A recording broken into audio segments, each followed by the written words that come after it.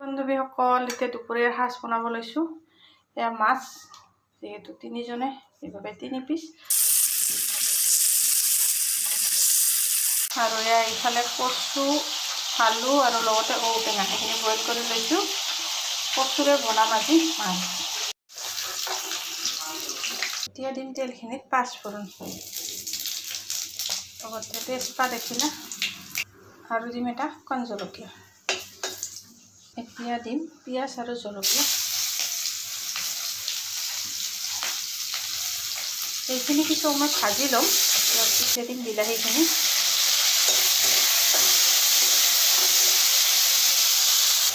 এইফালে এয়া খুন্দি লৈছোঁ আদা, নহৰু, ভোট জলকীয়া আৰু এটা কেঁচা জলকীয়া দিছোঁ।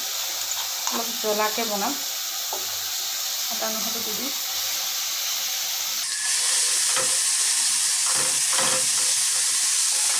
এতিয়া দিম মই ইয়াতে জিৰা, আৰু অকণমান পানী দিম যাতে এইখিনি লাগি নধৰে। আপোনালোকে ইচ্ছা কৰিলে বেলেগ মছলাও দিব পাৰে। লগত দিম এয়া হালধি। মছলাখিনি যাতে জ্বলি নাযায়, এতিয়া দিম বইল কৰি ৰখা কচু, ঔটেঙা, লগতে আলু। পানীখিনিও দিম ইয়াত, কিন্তু পিছত দিম। এইখিনিৰে অকণমান ভাজি ল'ম।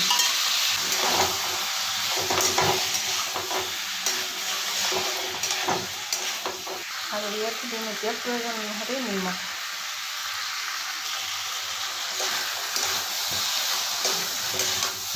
বইল কৰি ৰখা পানীখিনি দি দিম।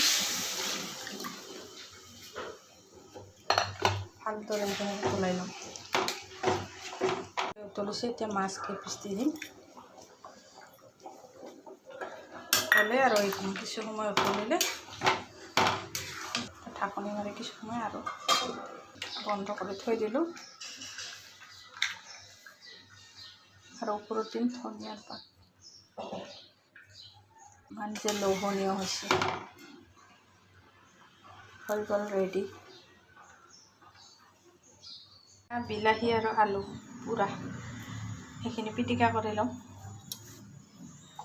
অকণমান সিজিব লাগিব আলুকেইটা। আৰু এয়া এইফালে ৰেডি কৰি লৈছোঁ পিঁয়াজ, জলকীয়া, ধনিয়াৰ পাত। এয়া হৈছে কচু, ঔটেঙাৰে মাছ, লগতে আছে বিলাহী, আলু পিটিকা, আৰু এয়া হৈছে লাই পিটিকা, আৰু ভাত আৰু জলকীয়া। আজি এয়া দুপৰীয়া খোৱাৰ যোগাৰ এইখিনি। আপোনালোকৰ পিছে দুপৰীয়াৰ খোৱা